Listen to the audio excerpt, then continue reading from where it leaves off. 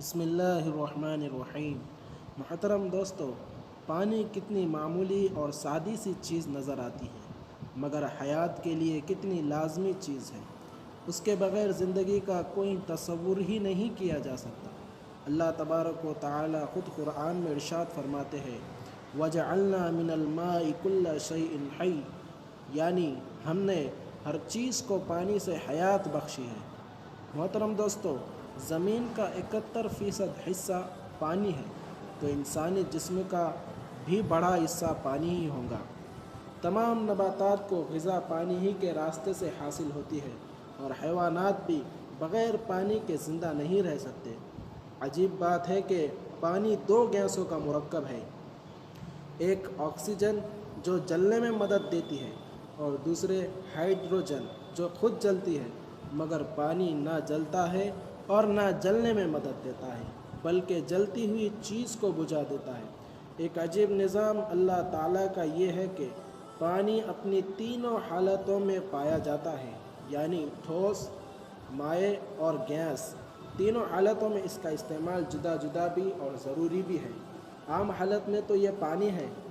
جب اللہ تعالیٰ کو بارش برسا کر زمینوں کو سیراب کرنا ہوتا ہے تو اسے گیس یعنی بھاپ کی شکل میں بلندیوں پر اٹھا کر بادلوں کی شکل دیتا ہے، پھر ان بادلوں کو جہاں چاہتا ہے اپنے مخصوص نظام کے تحت پہنچا دیتا ہے، اور جب چاہتا ہے بارش کی شکل میں برسا دیتا ہے۔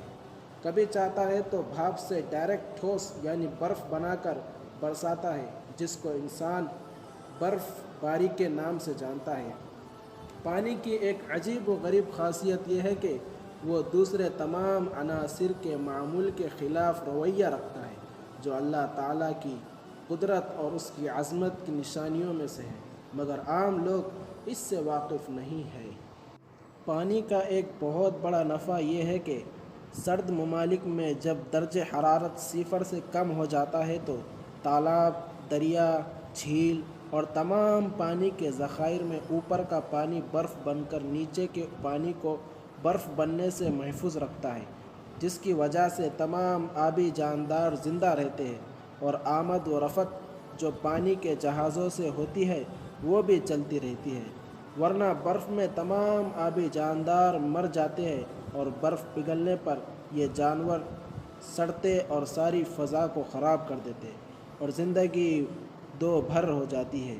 پانی کا یہ رویہ بھی اس علیم و حکیم کی عظمت ظاہر کرتا ہے۔ پانی میں بہت سی اشیاء کو حل کرنے کی جو صفت پائی جاتی ہے وہ بھی اللہ ہی کی عظمت کی دلیل ہے۔ پانی میں بہت سی چیزوں کو صاف کرنے کی جو صفت پائی جاتی ہے وہ بھی اللہ کی قدرت کی نشانی ہے۔ یہ پانی اللہ کی بڑی نعمتوں میں سے ہے، لیکن اللہ تعالیٰ جب اپنے بندوں سے ناراض ہوتا ہے تو کبھی پانی کم کر کے اور کبھی زیادہ کر کے عذاب دیتا ہے۔